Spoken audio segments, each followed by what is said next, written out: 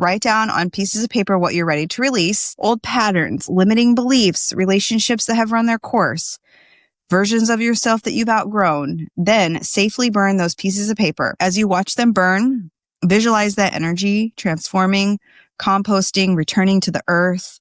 You can say something like, I release this with gratitude for what it taught me, and I make space for what wants to grow. Hi, I'm Ashleigh, and welcome to the Big Crystal Energy Podcast. This is a place for the crystal curious, arcane-minded, and everything in the in-between. In this podcast, we will jump down the rabbit hole into the metaphysical, esoteric, occult, and spiritual realms. Nothing is off limits. I'm a mom, wife, an orthopedic physician assistant by day, and a seeker of all things spooky and kooky by night. I've spent my entire career in the medical field, but have always felt like there is more out there, and this is where we will explore together. We will have conversations with crystal healers, rock hounds, artists, musicians, spiritual coaches, magic makers, and anything woo-woo that strikes our fancy. Let's take our spiritual journey to the next level. So grab a crystal, pour a cup of tea. It's time to feel the big crystal energy.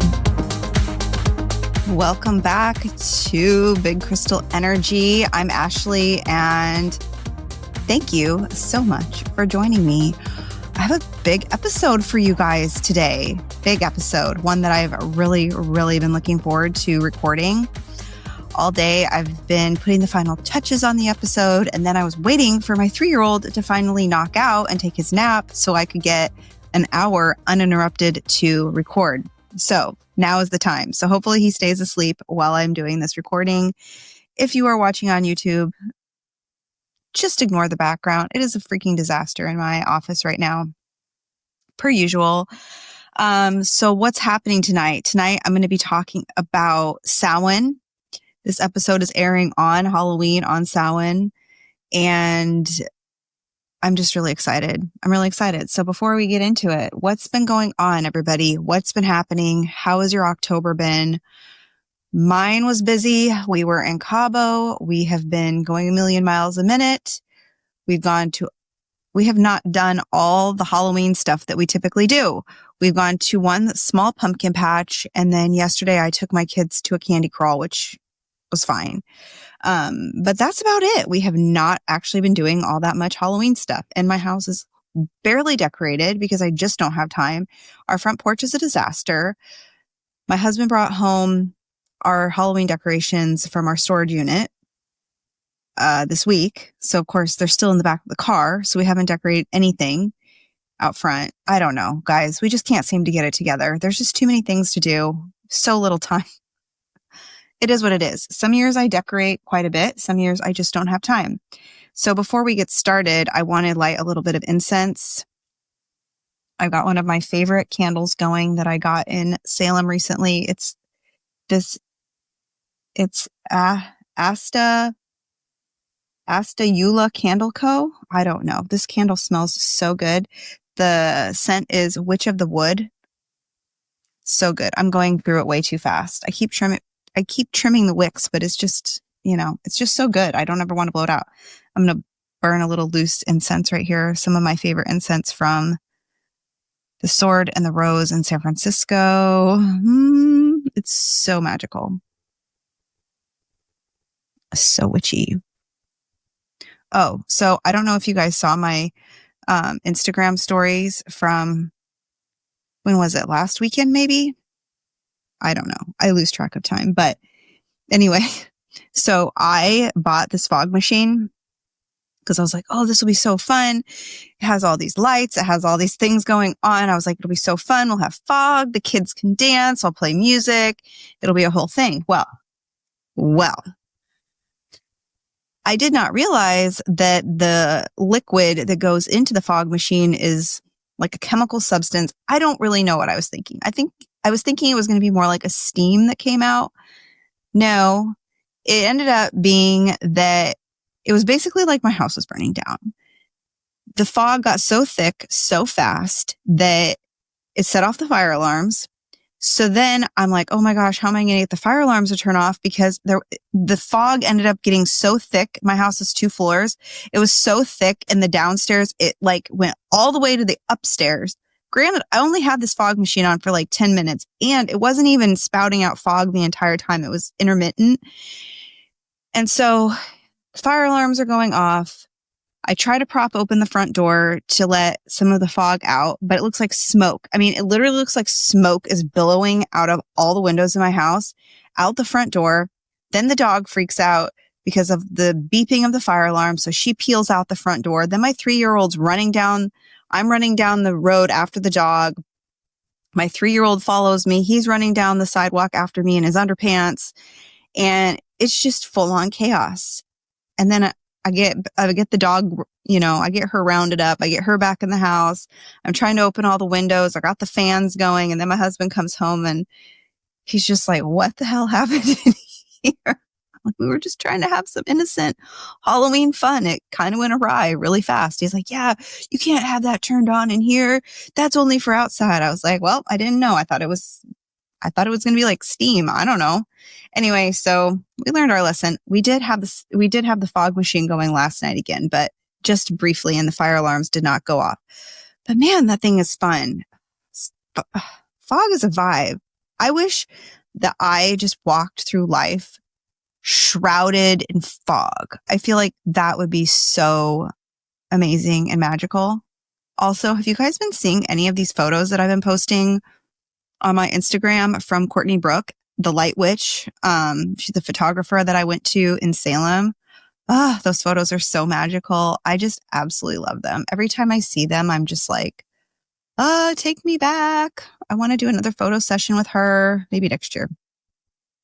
So let's see here. I don't normally drink when I record, but today I felt like I should because 'tis the season. I'm having some Samuel Adams Oktoberfest. It says it's hearty and smooth. Well, it's all right. It's not the best. I do love a good pumpkin beer, and I have not had a single pumpkin beer this year yet, which is unfortunate. All right, I better get cracking because, anyway, look at this.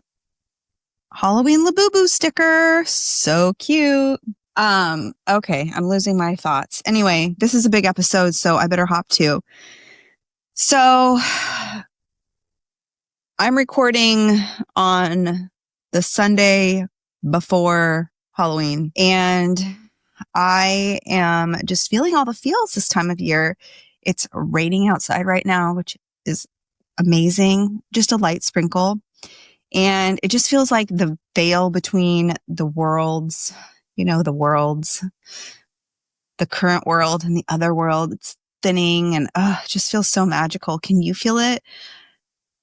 There's just definitely something in the air today. As I'm recording, as I've been home with the kids, it just feels so beautiful. I've been doing some tarot readings for people today, just for fun, for free.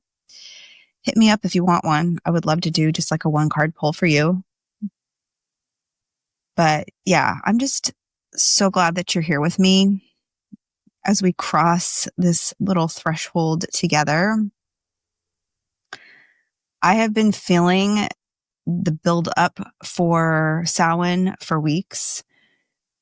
It's just this pull. There's a magnetism in the air, like this pull towards the dark months of the year, but not in a scary way, but in this like deep, rich, transformative way, if that makes any sense. Like the earth itself is exhaling and inviting us to go inward. And on tonight's episode, it's special because I am starting a Wheel of the Year series. So this is the first episode in the series.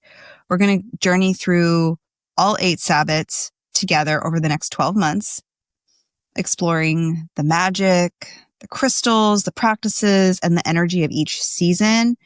And we're starting right where we should, at the beginning, at Samhain, also known as the Witch's New Year. So let's talk about what the Wheel of the Year actually is. I'm sure many of you guys already know what the Wheel of the Year is. You're very familiar with it. But I also have listeners that are not that familiar. Maybe they've heard the term, but they're not deep in it. So this is really for those of you that are not as familiar and maybe you want to learn a little bit more. The Wheel of the Year is a cycle of 8 seasonal festivals. We call them Sabbats that mark the turning of the seasons and the rhythms of nature. It's become a foundational practice in modern witchcraft and paganism, and I think it's beautiful. But I really want to be honest with you about something right from the start. The Wheel of the Year, as we know it today, isn't this like ancient, unbroken tradition that's been practiced the same way for thousands of years. It's actually more of a modern construct, largely developed in the mid-20th century, drawing from various Celtic, Germanic, and agricultural festivals. Gerald Gardner and other practitioners in the Wiccan movement brought these festivals together into the wheel that we work with today. And here's the thing, that doesn't make it any less meaningful. If anything, it makes it a living tradition that we're all kind of co-creating. We're taking wisdom from the past, blending it with our modern understanding and making it our own. And I think that's really powerful. That's how traditions evolve. That's how traditions stay relevant. So what are the 8 Sabbats? Let me just give you this quick tour of the wheel and then where we'll be traveling together over the next year. Samhain, that's where we're starting today, October 31st. It's the Witch's New Year, the time when the veil is thinnest. Yule, or the winter solstice, which is around December 21st. Also, my birthday is on December 20th, and you all better not forget. December 21st is Yule. It's the longest night of the year and the return of the light. So then from that day forward, which we often think of as the first day of winter, from that day forward, the days start to get incrementally longer. Imbolc is February 1st or 2nd. It's the first stirrings of spring, kind of like this quickening. Ostara is the spring equinox around March 21st. You see this balance between the light and the dark, and there's a lot of new growth that's starting to burst forth. Beltane is May 1st, or May Day. It's all about fertility, fire, passion, and it's kind of the peak of spring as you're moving into summer. Then you have Litha, which is the summer solstice on June 21st. This is the longest day of the year, the height of the sun's power. Last year it was really cool because we were in Iceland during Litha, but it's like basically light out 24 hours a day there. So in the summer, so we couldn't really tell a difference. Then you have Lammas, or also known as Lughnasadh, on August 1st. That's the first harvest, the first of 3 harvests. 3 harvest festivals. It's all about gratitude and like gratitude for your abundance. Then we have Mabon, which is also known as the autumn equinox, around September 21st. It's the second harvest. It's about balance and balancing again and preparing for the dark months. So over the next year, we'll dive into each of these together. We'll explore the history, the energy, the crystals that support each season, and the practices that connect us to the turning wheel. And I'm so excited to take this journey with you. But tonight we're here for Samhain, the beginning, the ending, the in-between. So light a candle, maybe some incense, grab your favorite crystal. I have several here on my desk. Get comfortable and let's step through the veil together. Cheers. Okay, so let's talk about Samhain itself. First things first, how do we even say it? Because it's pronounced Samhain. The most common pronunciation you will hear is Samhain, like sow as in like a female pig, and wins. So Samhain, or you'll hear Samhain. You could say it either way, whatever you feel most called to, but it's not Samhain. And honestly, you'll hear a lot of different variations depending on where people learn how to say it, or they practice, or what tradition they follow. I tend to say Samhain, but that it really just is whatever feels right for you. Samhain has its roots in ancient Celtic tradition. It was one of the 4 major Gaelic seasonal festivals, along with Imbolc, Beltane, and Lughnasadh. For the Celts, Samhain marked the end of the harvest season and the beginning of winter, the darker half of the year. It was traditionally celebrated from sunset on October 31st through the day on November 1st. This was a liminal time, a threshold. The Celts believed that on this night, the boundary between our world and the other world became thin, almost permeable. The spirits of the dead could more easily cross over, and so could other beings from the spirit realm. But this wasn't something to fear, it was something to honor. Families would light bonfires and leave offerings of food and drink for their ancestors. They'd set extra places at the dinner table for loved ones who had passed. There were rituals to protect the home and the livestock as they headed into the dark months of the winter. Divination practices were common because the veil became thin, and because the veil being thin meant clearer communication with the spirit world. When Christianity spread through Celtic lands, Samhain's timing merged with All Hallows Eve, All Saints' Day, and All Souls' Day. And of course, this eventually evolved into Halloween as we know it today. Though most of the trick-or-treating and costume parties have moved pretty far from the original intention of honoring the dead and marking the turn of the year. So why do we call Samhain the witch's new year? In the natural cycle, this is the time when everything dies back. The harvest is complete, leaves have fallen, the earth is preparing to rest. It's the end of one cycle and the beginning of another. Death and rebirth happening simultaneously. For those of us who work with cycles of nature, who honor the wheel of the year, Samhain is the moment when we close one chapter and open the next. We're entering the dark half of the year, the inward time, the reflective time, the time of going deep into the soil like a seed waiting to germinate. There's something really powerful about beginning a new year in the darkness rather than in the light of January 1st. We're not starting with resolutions and bright, shiny goals. We're starting by going inward, by composting what needs to die, by sitting with the mystery of what wants to emerge. We're planting intentions in the dark, trusting that they'll grow when the time is right. So what is this season actually about? What energy are we working with? We're honoring ancestors and the dead.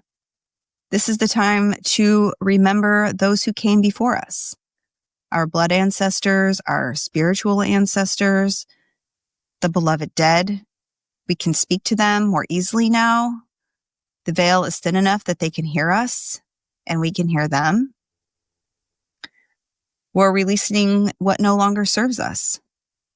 Just like the trees release their leaves, we're invited to let go. What patterns, beliefs, relationships, or versions of ourselves are we ready to compost? What needs to die so something new can grow?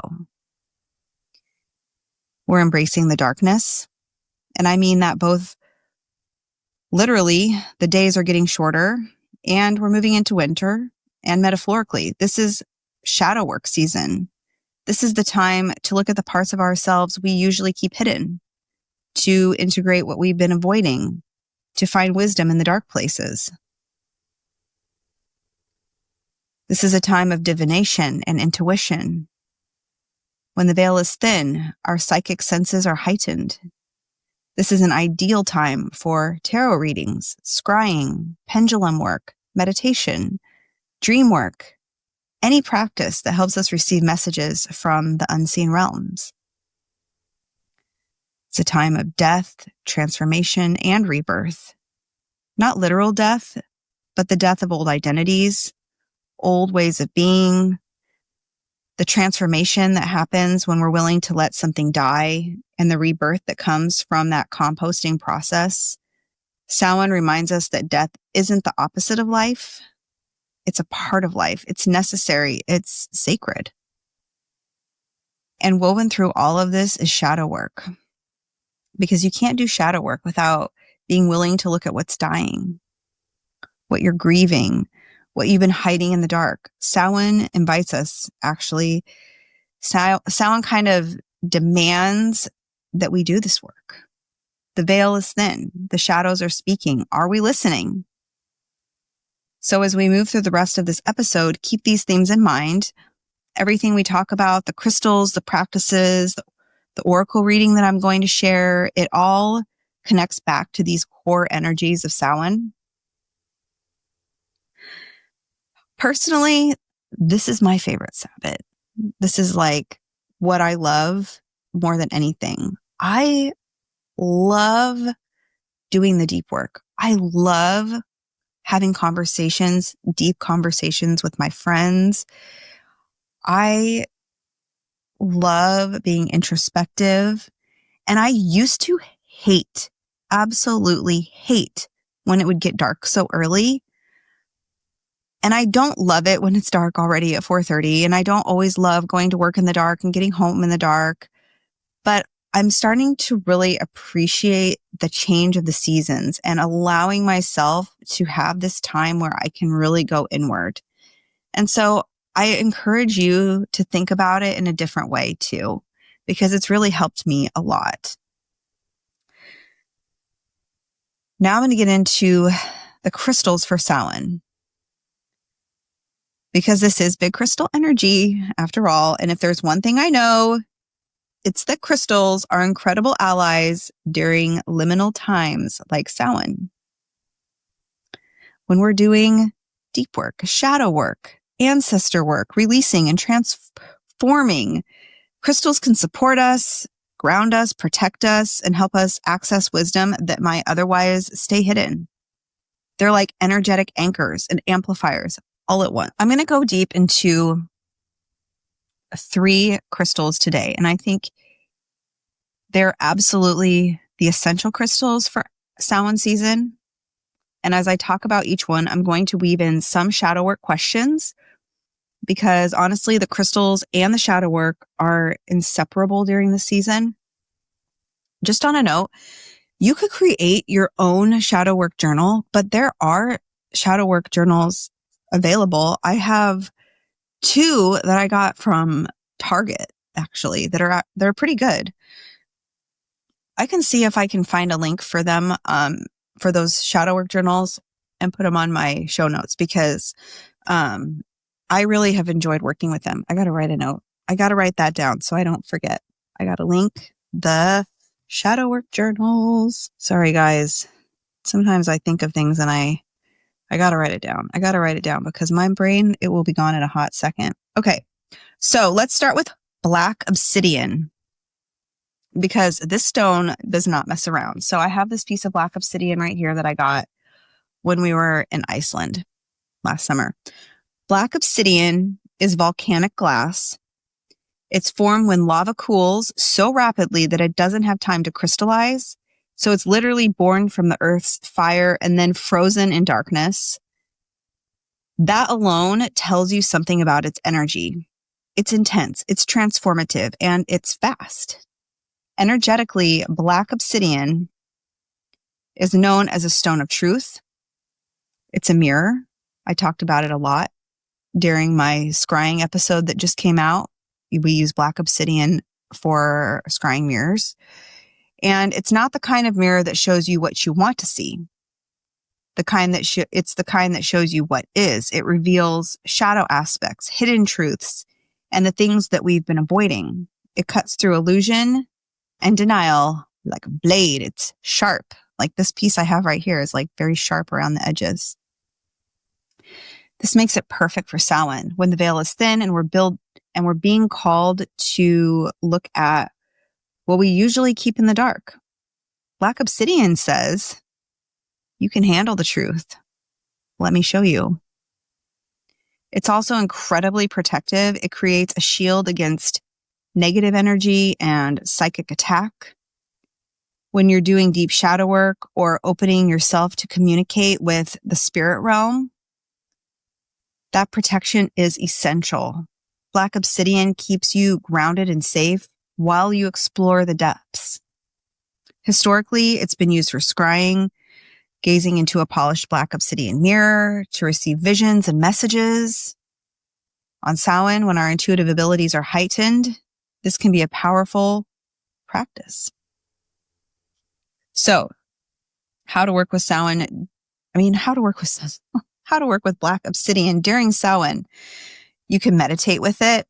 You hold it in your non-dominant hand to receive its energy. You can place it on your altar as a protective anchor.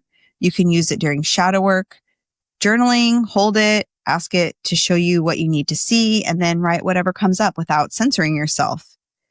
Just a word of caution, black obsidian can bring up heavy stuff quickly. If you're new to shadow work or feeling particularly vulnerable, you might want to work with it in small doses. You might want to pair it with a gentler stone like Smoky Quartz for balance. So the shadow work question for black obsidian: what truth am I avoiding? What would I see if I looked directly at my shadow instead of glancing away? I've been working with black obsidian a lot lately, and honestly, it is humbling. It doesn't let me get away with my usual stories and BS. It just reflects back what's real. And sometimes that's uncomfortable, but it's also incredibly freeing. Next, let's talk Smoky Quartz, which I think of as black obsidian's gentler sibling. Smoky Quartz is a grounding stone. It's quartz that's been naturally irradiated or exposed to heat, which gives it that beautiful, smoky, translucent quality. It ranges from pale gray to deep brown, and sometimes it's almost black. Where black obsidian is a mirror, Smoky Quartz is more like a compost bin.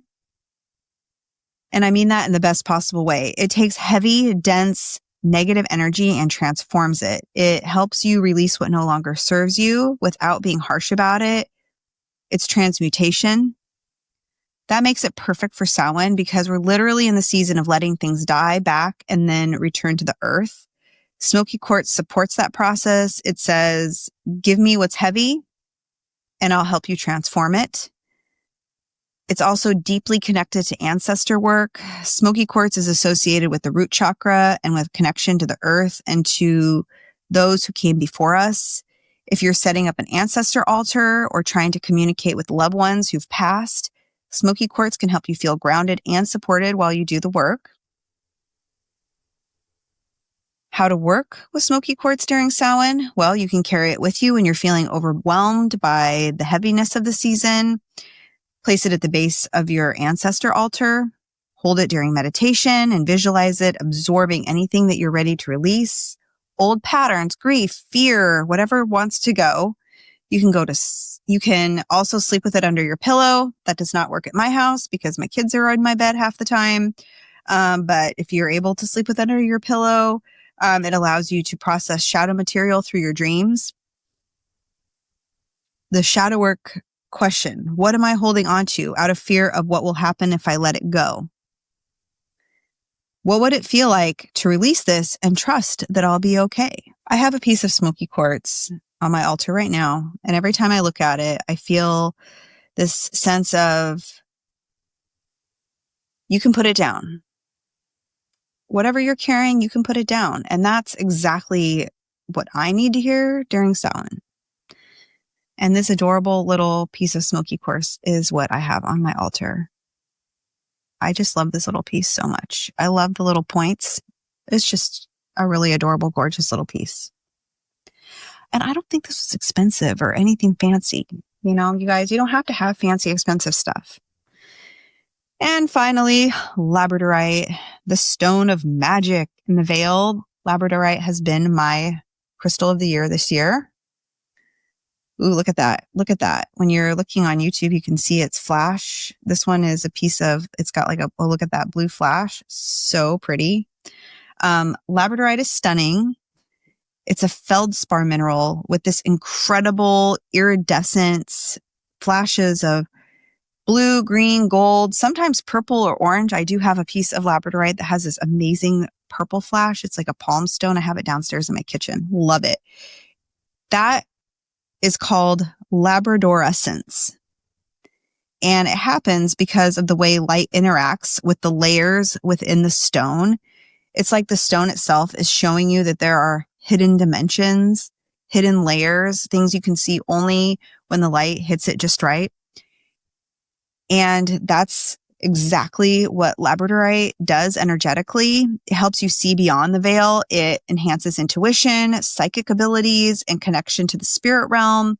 It's a stone of magic, and not magic in like the fluffy, sparkly sense, but magic in the sense of accessing unseen forces and working with them intentionally. Labradorite is also a stone of transformation and protection. It creates an energetic field while you're doing intuitive work, preventing energy leakage and protecting your aura. This is crucial during Samhain when the veil is thin and there's a lot of energetic activity happening. I think of labradorite as a bridge. It helps you walk between the worlds safely. It says, yes, you can cross the threshold. Yes, you can explore the mystery. And yes, I'll make sure you can find your way back. How to work with labradorite. You can wear it as jewelry, which is my favorite way because it is such gorgeous jewelry. You can wear it especially near your throat or third eye. You can meditate with it to enhance your intuition. Place it on your altar when you're doing divination work, with tarot, oracle cards, scrying, whatever your practice is. Hold it when you're journaling about your dreams or trying to interpret messages from your guides or ancestors.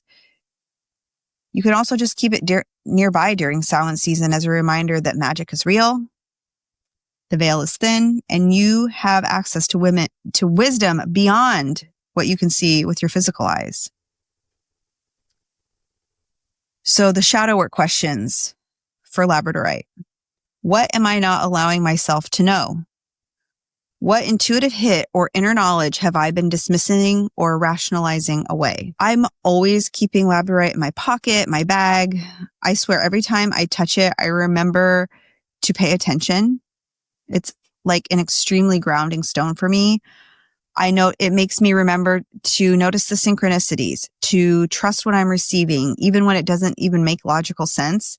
And that's the gift of labradorite. So those are the three crystals I wanted to go deep on today. Black obsidian for truth and protection, smoky quartz for grounding and release, and labradorite for magic and intuition. You don't need all three. You might be called to just one. Trust that. Your intuition knows which crystals want to work with you during the season. And remember, the shadow work questions I shared, those aren't just theoretical. Actually sit with them, journal on them, let the crystals help you access the answers, because that's what Samhain is for. That's what this whole season is inviting us to do. I'm going to try to remember to make a post on my Instagram with the crystals and their questions, because I think that could be very helpful if you are driving and you don't have a chance to write the questions down or, whatever. So I'm going to try to remember to do that. But before we continue, I want to share something with you. You know how important it is to create sacred space, especially during Samhain when we're going deep into work and honoring the thinning veil. One of my favorite ways is to set the energy is with intentional, high quality ritual products. And that's why I love Sea Witch Botanicals. Sea Witch Botanicals creates small batch, sustainable candles and incense that are perfect for witches, mystics, and anyone who wants to bring more magic into their everyday life. Everything is handcrafted with natural ingredients, and the intention behind each product is so clear. You can feel it. Their Samhain candle and incense is absolutely incredible. Rich, grounding scents that immediately shift the energy in the room. I also love their incense for like ritual work and meditation. It's clean burning and the scent profiles are thoughtfully created to support different kinds of magical work. What I really appreciate about Sea Witch Botanicals is that their commitment to sustainability and ethics. They use recycled materials, natural waxes, and they're transparent about their ingredients and sourcing. When you're doing ritual work, you want to know that what you're bringing into your sacred space is aligned with your values, and Sea Witch delivers that. You can find Sea Witch Botanicals online, and I'll have a link in the show notes. If you're setting up your Samhain altar or preparing for ritual, I highly recommend checking them out. You can use code ENERGY13 for 13% off your order. All right, let's get back to it. I want to share something with you guys that I did in preparation for this episode. I decided that I wanted to do an oracle card spread, and I used this deck, the Seasons of the Witch Samhain Oracle deck by Lorraine Anderson. Is illustrated by Giada Rose. If you don't have this deck, I cannot recommend it enough. It's beautiful. The artwork is stunning. The messages are beautiful. The guidebook is fantastic, and I'll link it in the show notes.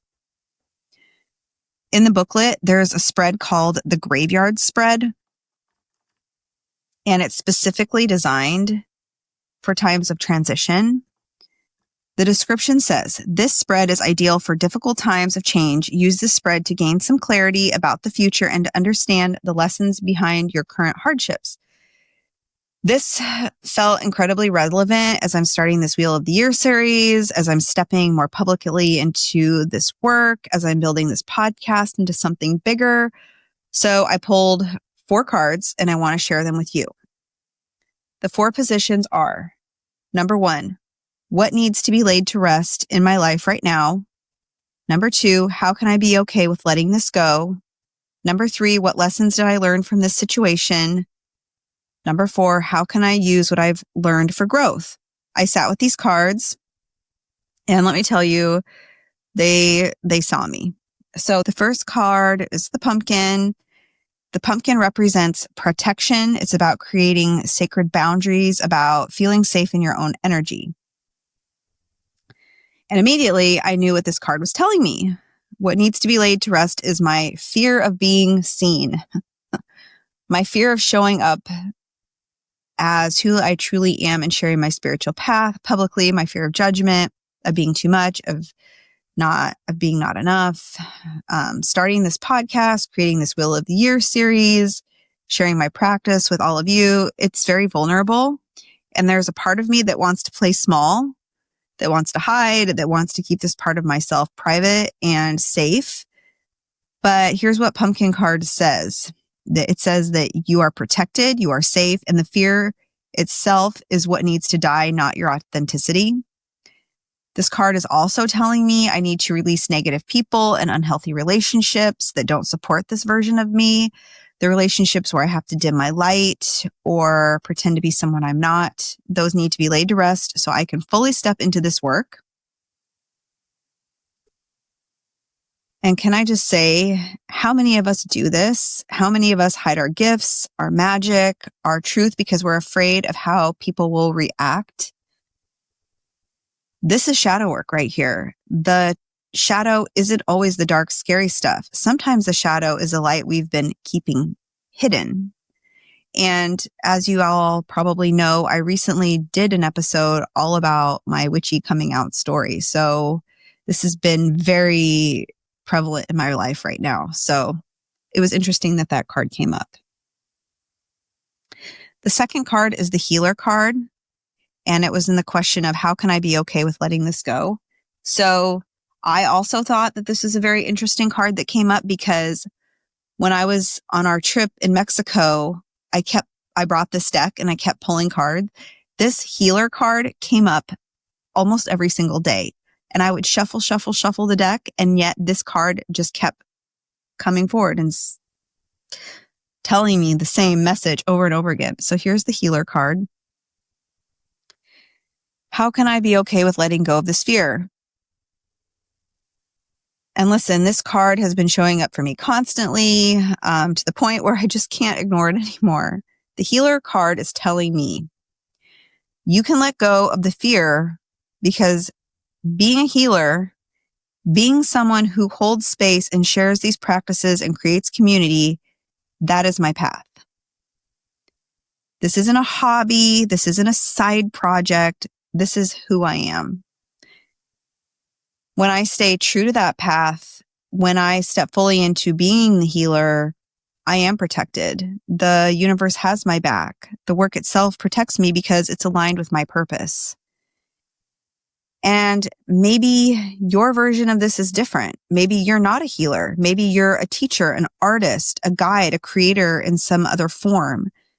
But what would it feel like to trust that when you step into your purpose, you are protected? That the fear is not just noise.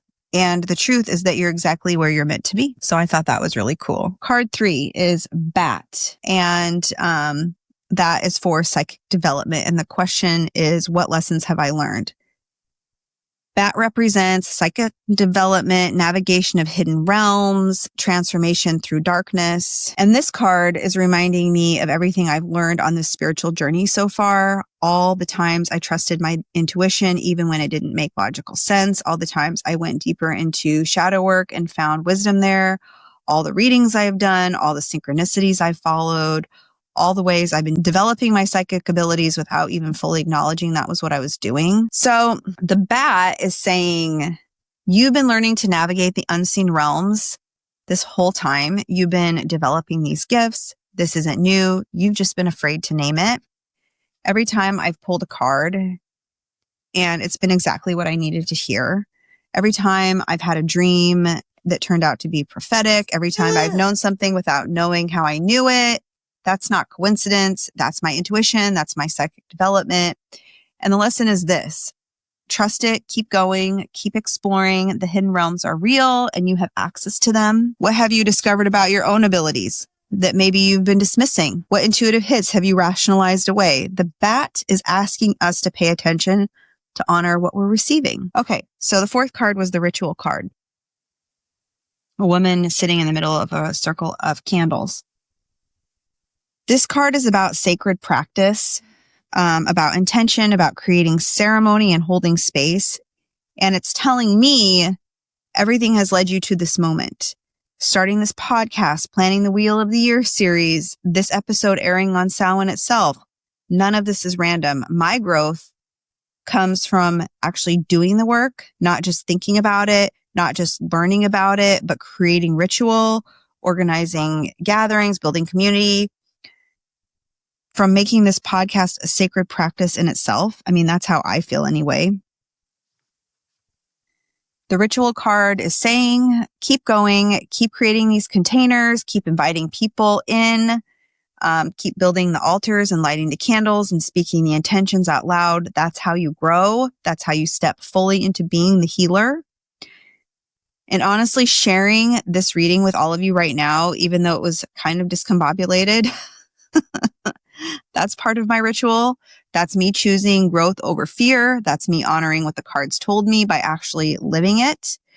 So for you, I'm sharing this reading because I want you to know that I'm doing this work too. I don't have it all figured out. I'm still scared sometimes. I'm still learning to trust my own intuition. I'm still figuring out how to balance my vulnerability with boundaries. But I'm doing it anyway. And Samhain is reminding me, and it's basically reminding all of us, that this is the season for exactly this kind of honest, shadow touching work.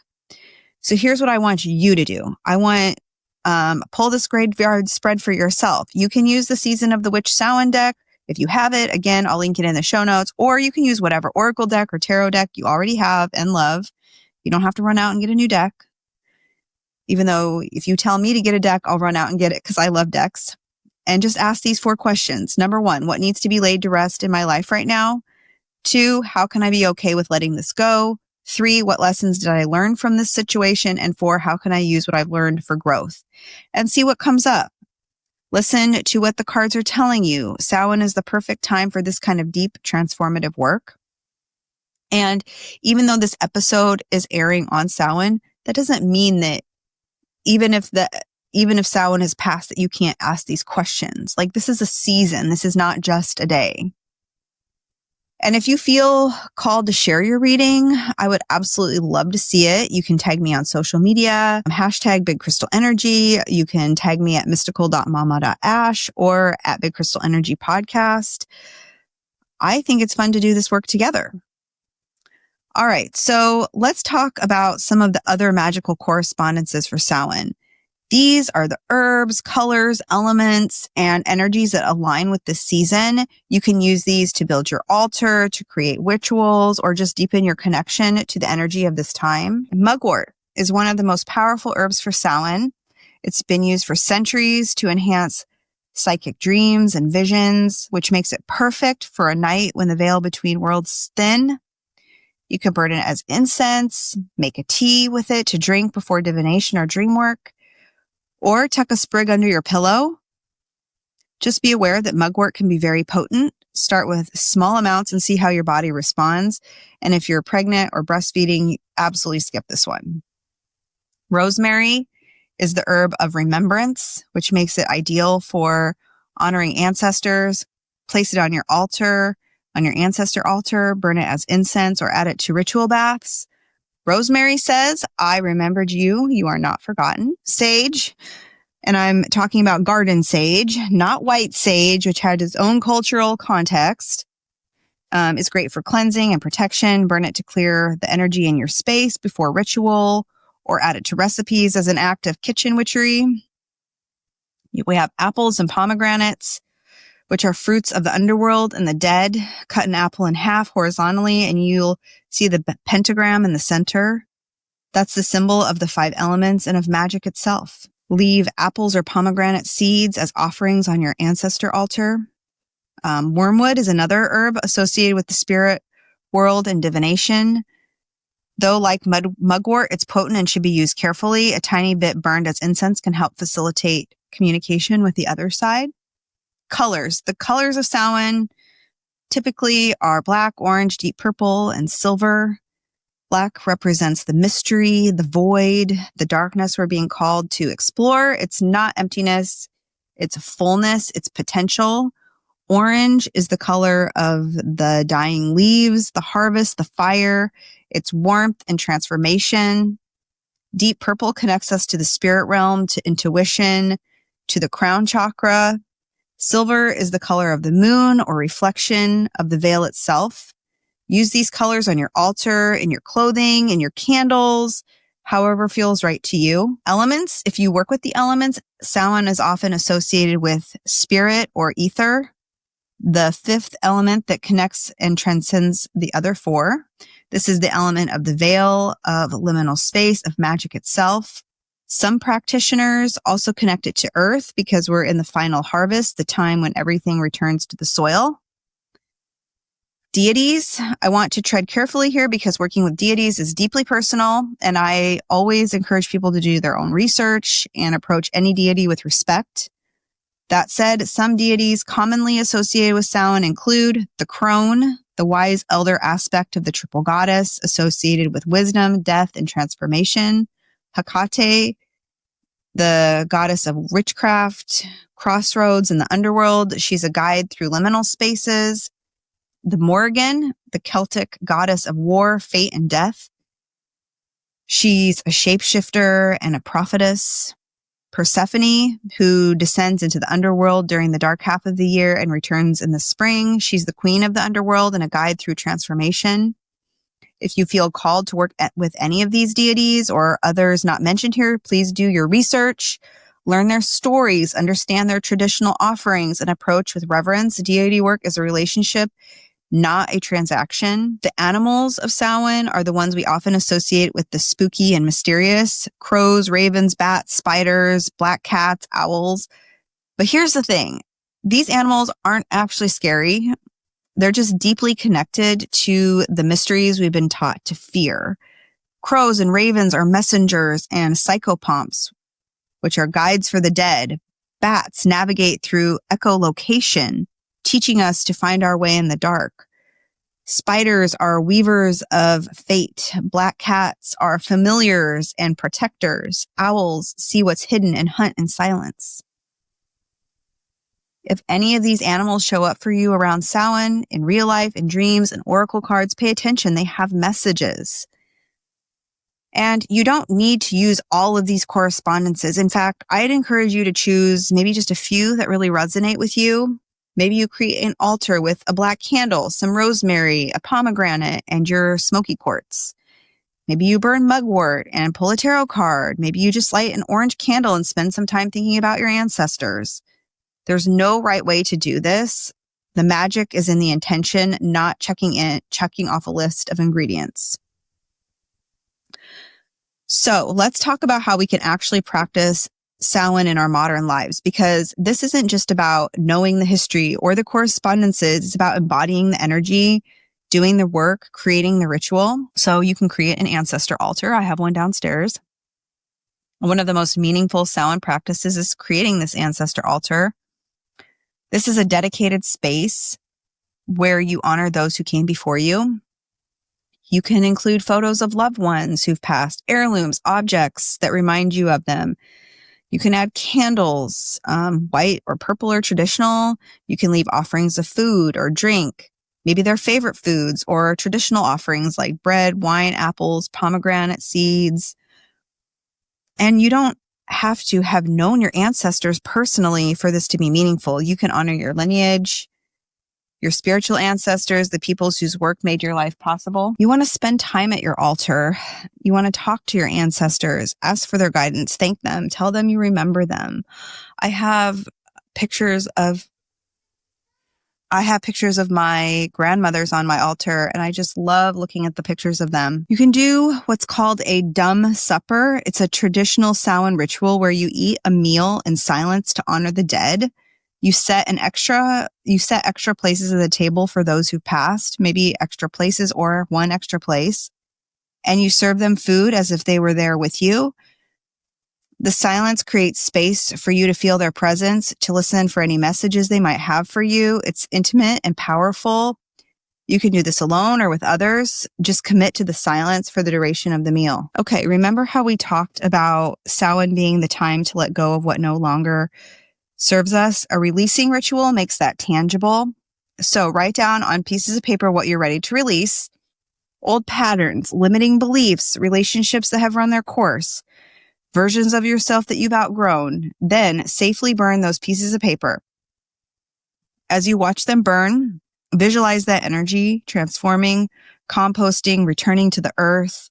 You can say something like, I release this with gratitude for what it taught me, and I make space for what wants to grow. Just make sure you're burning things safely. You could use a little cauldron or a fireproof bowl, or do this outside in a fire pit. Samhain is one of the most potent times of the year for divination. The veil is thin. Our intuition is heightened, and we have clear access to guidance from the other side. You might want to pull tarot or oracle cards. You could try scrying. I did that whole episode about scrying.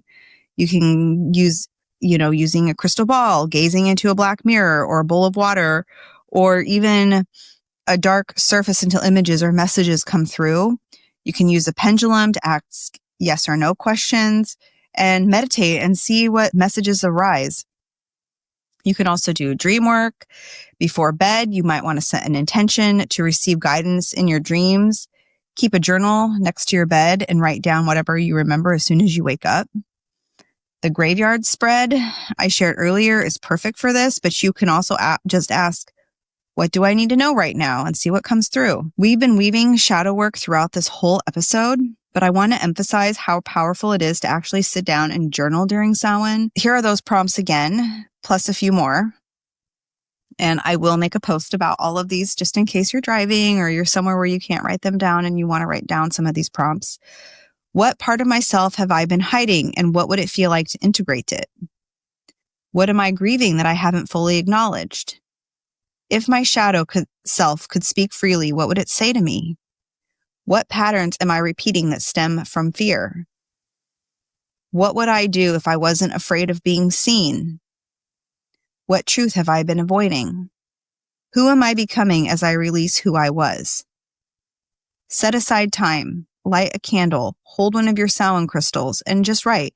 Don't censor yourself. Let whatever comes through, come through. This is some of the deepest, most transformative work you can do, and Samhain holds the container for it.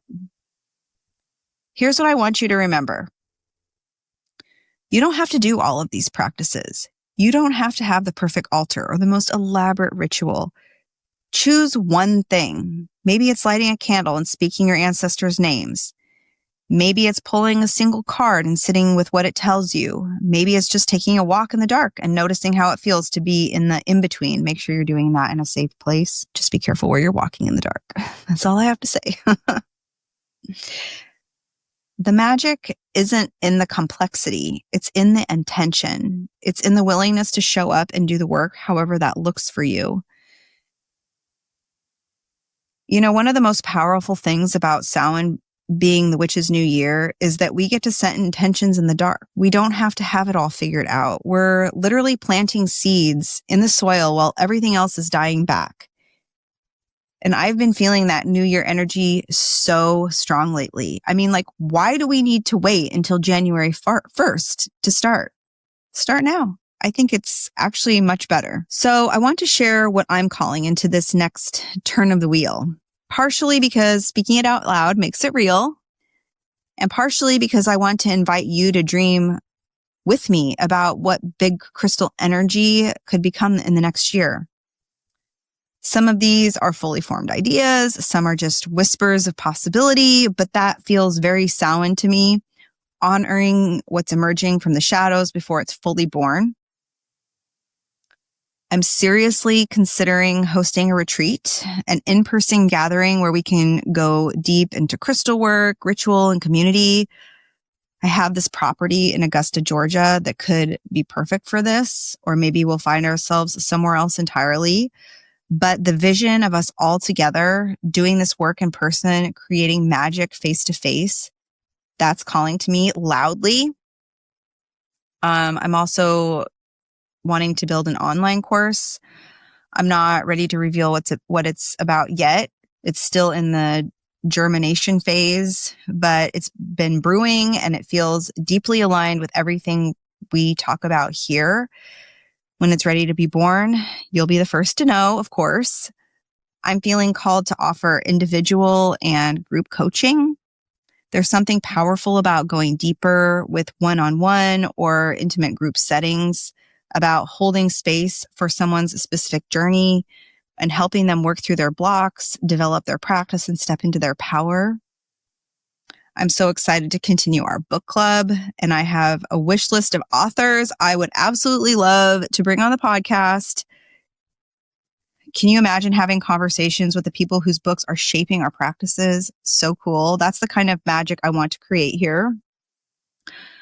I also want to develop different series within the podcast, like this Wheel of the Year series we're starting now, series that give us structure and something to look forward to, that take us deeper into specific topics over multiple episodes. This past year, I've been doing the Zodiac every season. I've been doing the different ones. I've got Scorpio coming up in the next week.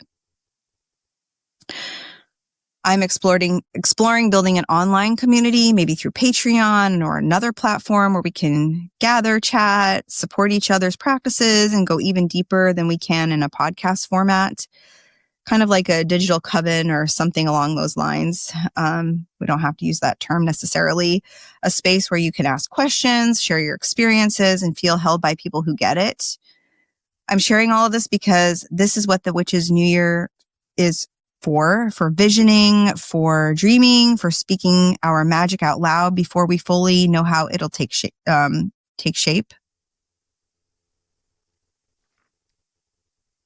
remember that ritual card I pulled, the one telling me to keep creating sacred space and organizing gatherings. This is me honoring that. These intentions aren't random. They're part of my growth, part of stepping fully into being the healer, part of releasing that fear of being seen. The cards literally told me this is the path. But here's the thing, this podcast, this community, it's not just mine, it's ours.